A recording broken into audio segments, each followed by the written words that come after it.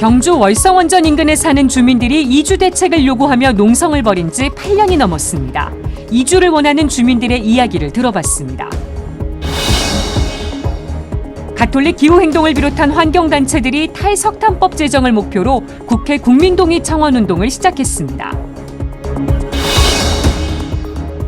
의문스러운 군 사망사고의 원인을 밝혀온 군사망사고 진상규명위원회. 송기춘 위원장으로부터 성과와 과제를 들어봅니다. 서울주보 일면 사진을 모은 전시가 열리고 있습니다. 수익금은 전액 명동밥집에 기부됩니다.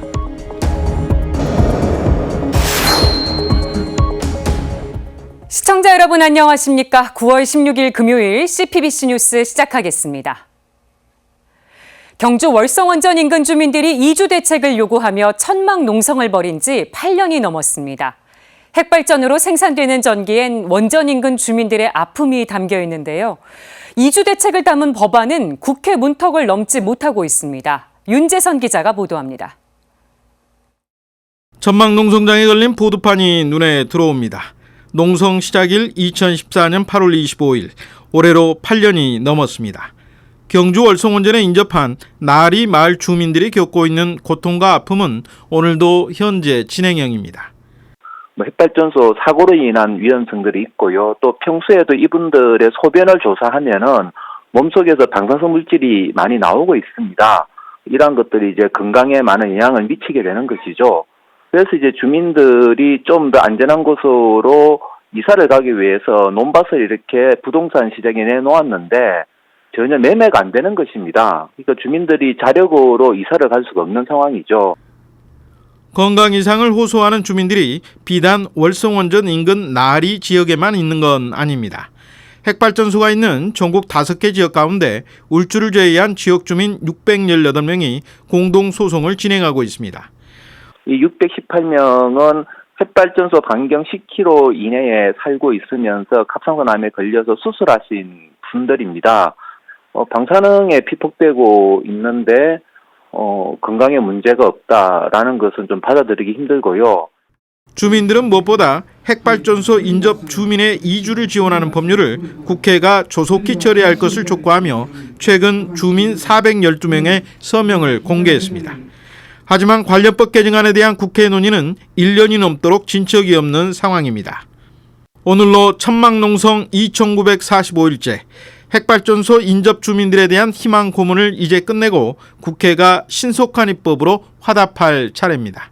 CPBC 윤재선입니다. 환경단체들이 탈석탄법 제정을 위한 국회 국민동의 청원 운동을 시작했습니다. 가톨릭 기후행동 등 환경단체들은 이달 초부터 탈석탄법 제정을 목표로 국회 국민동의 청원을 받고 있습니다. 정부가 석탄화력발전소 건설을 중단하고 이를 규제할 법적 근거를 만드는 게 목표입니다. 청원은 국회 국민동의 청원 홈페이지에서 오는 30일까지 진행됩니다.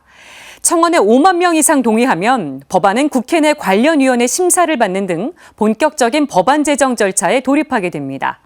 가톨릭 기후행동은 강원도 삼척에 건설 중인 석탄화력발전소로 기후위기 악화가 우려되지만 정부는 허가한 사업을 철회할 수 없다며 수수방관하고 있다고 지적했습니다. 주교회의 생태환경위원장 박현동 아빠스는 각 교구 생태환경위원회를 중심으로 탈석탄법 입법에 대한 신자들의 서명과 홍보에 참여하기로 뜻을 모았다고 말했습니다. 서울대교구 사회사목 담당 교구장 대리 유경촌 주교는 찬미받으소서 목표를 이루는 좋은 실천이라며 서명운동 동참을 호소했습니다. 유튜브 이용하는 분들 많으시죠?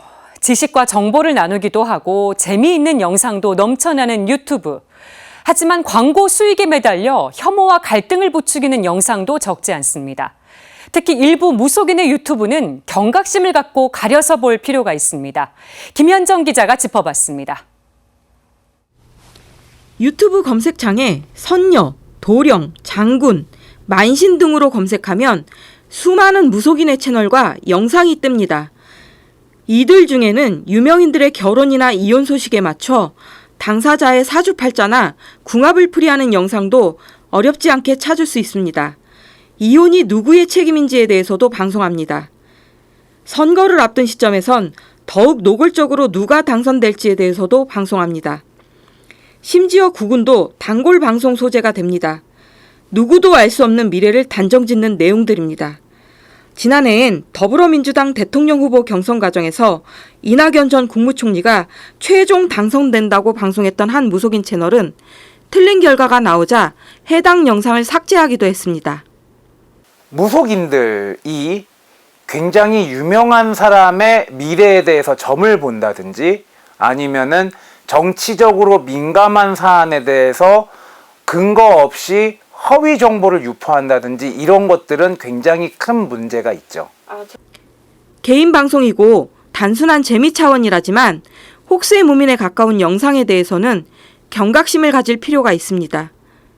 굉장히 청취자 혹은 시청자의 몫이 중요해지는 거죠. 이런 정보들을 가려서 들을 수 있을지 없을지. 또 지난 최순실 국정농단이나 대통령 선거 과정에서도 무속인들의 정치 개입 문제가 불거진 적이 있습니다. 무속도 종교의 하나로 본다면은 무속과 정치가 엄연히 분리돼야 되는 게 맞죠.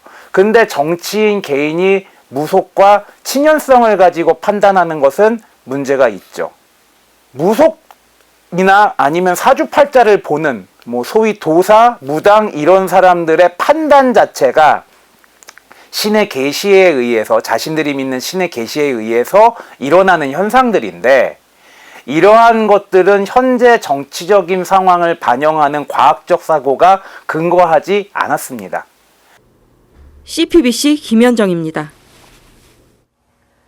주일에 성당에 가면 주보부터 찾는 분들 많으시죠? 서울주보 일면에 실린 사진들을 모은 전시회가 열리고 있습니다. 이힘 기자입니다. 가톨릭 사진가회 회원 유별남 씨가 안동에서 촬영한 사진입니다. 햇빛이나 달빛이 비쳐 반짝이는 잔물결인 윤수를 찍은 이 사진은 2020년 8월 9일자 서울주보의 표지 사진입니다. 이날의 복음은 마테오복음 14장 27절 용기를 내어라 나다 두려워하지 마라. 호수 위를 걸으신 예수님을 보고 두려움에 떨던 제자들에게 전한 예수님의 말씀입니다. 부산 기장해변에서 촬영한 김대환 씨 사진입니다. 이 사진은 2020년 11월 29일 대림 제1주일 서울주보 표지가 됐습니다. 교회 이력으로 새해인 대림에 걸맞게 아침 햇살이 강렬하게 퍼지는 바닷가의 모습은 인간에게 열린 마음과 눈으로 주님의 구원을 기다리며 늘 깨어있으라고 이야기하는 것 같습니다.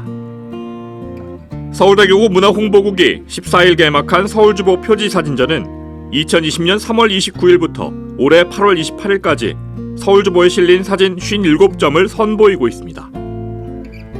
27명의 가톨릭 사진가회 회원들이 복음을 한 장의 사진으로 표현하고자 기도하고 묵상하며 찾아다닌 신앙의 열정이 엿보입니다. 아름다운 자연 풍경부터 성당과 수도원, 성직자와 수도자, 엄마와 아이에 이르는 사진은 모두 주님은 구원에 비치고 생명이며 사랑이시다는 데 초점이 맞춰져 있습니다. 여러분들이 다른 작가들과 다른 작가들과 다른 점이 있다면 바로 우리는 신앙인으로서 하느님이 자신을 드러내시는 또 다른 길인 자연 계시, 거기에 여러분들이 협조하고 계시는 분들이라는 그런 자부심을 가지고 열심히 아름다운 사진을 찍어주셨으면 좋겠습니다. 문화홍보국은 전시회 기간 사진으로 제작한 엽서 27종을 판매하고 있습니다. 모든 사진작품과 엽서의 판매 수익금은 전액 명동밥집에 전해집니다. 전시회는 19일까지 명동 갤러리 1898에서 열립니다. CPBC 이힘입니다. 군에서 발생한 억울한 죽음의 원인을 밝혀온 군사망사고 진상규명위원회. 활동기한 5년 중에 4년이 지났습니다. 송기춘 위원장과 그간의 성과와 과제 짚어보겠습니다. 안녕하세요. 네, 안녕하십니까? 지난 4년 동안 활동해 오신 내용에 대해서 최근에 보고회를 가지셨더라고요. 네네. 4년간의 성과 어떤 걸 꼽으시겠습니까? 저희 위원회는 진정 사건을 받아서 그 사건을 조사하는 기구로 출범을 했는데요. 2년 동안 1787건 접수를 했고요. 또 작년부터 직권조사 권한이 생겨서 21건, 그래서 1808건 가운데 그 조사에 들어간 그런 사건 가운데 62건 진상규명 불능 사건을 제외하고 대부분의 사건을 진상규명했다고 할 수 있습니다. 진상규명은 전체의 한 60% 되는데 네. 나머지 기각 또는 각하 사건도 충실한 조사를 통해서 결정을 했기 때문에 네. 대부분의 사건에서 좋은 결론에 이르렀다고 생각을 하고, 다만 저희 위원회가 순직으로 심사를 해달라고 국방부에 권고를 하는데 이 전역후 사망하신 분들 그리고 지금 제도로 문제가 정말 억울한 죽음이지만 지금의 제도에 의해서 잘 구제가 안 되는 분들에 대해서 제도 개선 권고를 하고, 현재 그런 제도 개선 권고를 위한 용역 작업들도 계속 수행을 하고 있습니다. 네, 정말 쉼없이 바쁘게 달려오신 것 같습니다. 네네, 1년 동안도 더 와볼 것 같습니다. 네, 활동 보고에서 억울하지 않은 죽음이 하나도 없었다, 이런 말씀을 하셨더라고요. 예. 어떤 생각이 드셨던 것인지. 조사를 하다 보면 군 복무가 불가능하다 이렇게 판정된 분들이 있거든요. 네. 근데 그분들이 군대를 또 입대하고 입대해서도 거르지 않고 계속 배치가 되고, 심지어는 철책 근무에도 배치가 되는 그런 경우가 있었습니다. 그랬군요. 그리고 뭐 적절한 치료를 받지 못하는 경우, 뭐 굉장히 억울한데, 또 한편에서는 구타를 당해가지고 뭐 사람이 죽은 사고가 있었는데, 네. 그 문제에 대해서 전혀 뭐 징계나 뭐 해결책을 제시를 하지 않고 그래가지고 1년 뒤에 다시 또 똑같은 사고가 발생한 그런 경우가 있었거든요. 안타깝습니다. 예, 그러니까 저도 그때 1년 뒤에 군 입대를 했던 그런 시기였는데, 정말 이런 문제가 지속적으로 반복되는 이런 문제를 보면 너무 안타까워서 저희 아마 조사관들도 상당히 오랜 기간 이런 마음의 아픔을 간직하고 있어야 돼서 뭐 이런 치료, 심리치료 같은 것도 필요하다는 생각도 하고 있습니다. 네. 위원회 활동 시한이 지금 1년 정도밖에 남지 않았는데 네네. 조사하셔야 될 사건은 500건이 넘게 남아 있습니다. 그래서 이제 군에서 독립된 별도의 기구를 만들어야 된다, 이런 얘기 하셨더라고요. 저희 위원회는 일단 뭐 내년까지 예정돼서 출범한 기구이기 때문에 이대로 종료를 하는 게 뭐 불가피하다는 생각을 합니다. 근데 조사를 하다 보면 너무 억울한 죽음들이 아무런 구제도 받지 못한 채 방치된 그런 경우들을 많이 보게 됩니다. 네. 최근에도 그런 사건들 여러 개를 지금 직권으로 조사를 하고 있는데, 그런 사건들에 대해서 국가가 정말 그 국가를 위한 공동체라는 헌신에 대해서 적절한 예우를 해야 된다고 생각한다면은 이런 문제를 그대로 방치하고 있어서는 안 된다. 그래서 병사하신 분들 국방부가 일괄로 심사한 경우가 있었는데, 지금까지 그 순직 결정을 받지 못한 분이 한 4만 명 됩니다. 그리고 특히 그 자해 사망하신 분이 한 13,000명 가량 되는데, 네. 자해 사망의 상당히 많은 부분은 군의 복무에 여러 가지 어려움 때문에 사망한 그런 경우라고 생각을 하거든요. 예. 이런 문제가 진정 사건이 겨우 1,787건인데 이 진정 사건의 한 60% 정도가 자해 사망 사건이거든요. 그래서 이런 사안을 계속 방치하고 있을 것인가? 결국은 제 위원회가 아니더라도 좀 더 독립된, 국방부로부터 독립된 그런 기구에서 이런 분들을 잘 조사를 해서 억울함이 없도록 국가적인 예우를 해야 마땅하다. 네, 그래야 네. 이 알겠습니다. 공동체의 가치라는 것이 드러나는 것이고 군복무에 대한 그런 자부심과 명예가 높아질 수 있다, 이렇게 생각을 합니다. 시간이 얼마 남지 않았는데요. 네네. 천주교 등 종교가 그런 군 인권 개선의 역할을 할 수 있을지 정말 짧게 한 말씀 부탁드리겠습니다. 예, 그 천주교의 그런 종교 활동은 군인들에게 위안을 주고 평화를 주는 이런 기능을 수행한다고 생각을 합니다. 근데 저는 뭐 천주교 신자는 아닙니다만은, 하느님의 뜻을 펼치는 것은 단지 신자를 만들고 그 말씀을 전하는 이것을 넘어서서 군이라는 것도 역시 하느님의 뜻이 펼쳐지는 그런 자리가 되어야 되기 때문에 군의 제도, 군의 문화, 환경을 바꾸는 이런 일에 천주교 신자들이 함께 하셔야 이 진정한 어떤 말씀의 전파나 하느님의 뜻을 실천하는 신자라고 할 수 있지 않을까, 그런 생각을 감히 해봅니다. 알겠습니다. 지금까지 군 사망사고 진상규명위원회 송기춘 위원장과 얘기 나눠봤습니다. 오늘 말씀 고맙습니다. 네, 고맙습니다. 이상으로 뉴스를 마칩니다. 시청해주신 여러분 고맙습니다.